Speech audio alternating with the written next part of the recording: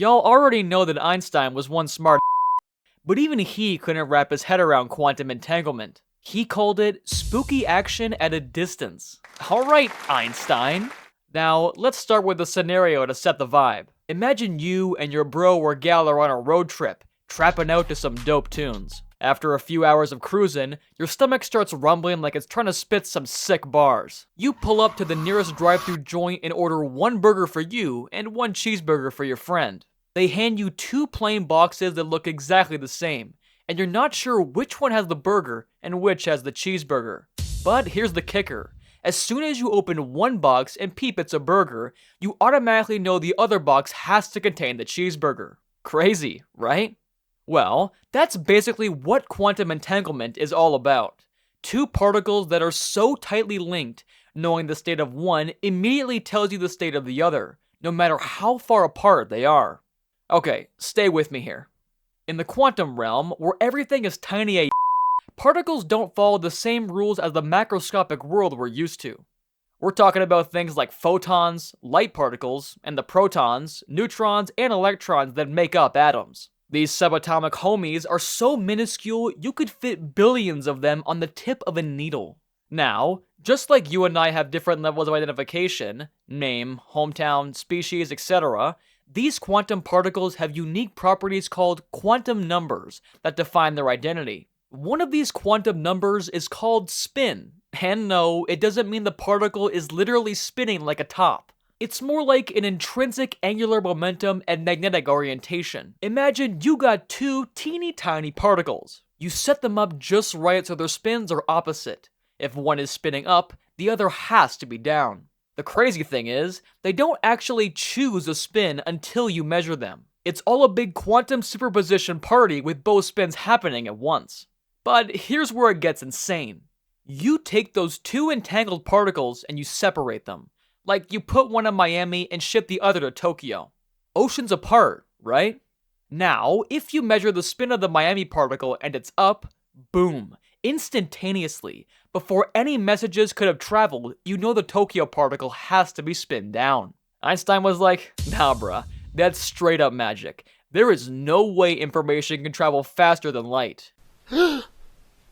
So, he figured there had to be some hidden variables, like little instructions inside the particles telling them how to spin in advance. But here's the real kicker.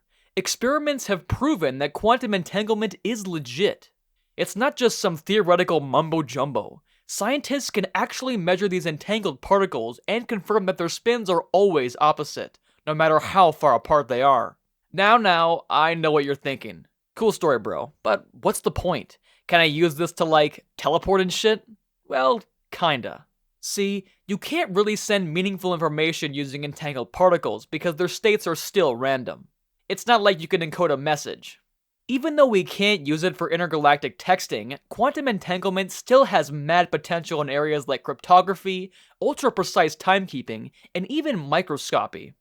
Physicists are cooking up ways to harness this crazy phenomena to elevate our tech game. For example, imagine entangled atomic clocks that aren't affected by local time differences. They'd be synced up tighter than a bodycon dress, allowing for insane precision in GPS, telecommunication, and all sorts of cutting-edge applications. Quantum computers are another wild application. These things can do calculations in parallel across multiple states simultaneously thanks to quantum mechanics. There's even potential for entanglement to help create literal teleportation down the line. Just not the Star Trek kind. More like disassembling something on one end and recreating it somewhere else based on the quantum data. Freaky deaky. But real talk, the craziest part is that nobody fully understands how quantum entanglement works. Like, sure, we can observe the results and find creative uses for it.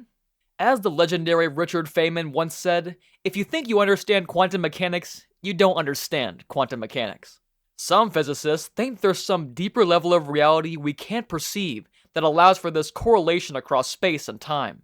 Maybe there are hidden dimensions or parallel universes involved. Maybe we're all living in a simulation and the programmers just said, this one gets spooky powers. Who's to say? What I do know is that every time we think we got this universe all figured out, quantum mechanics pulls some jiggy juju to remind us that on a small enough scale, literally nothing makes any damn sense.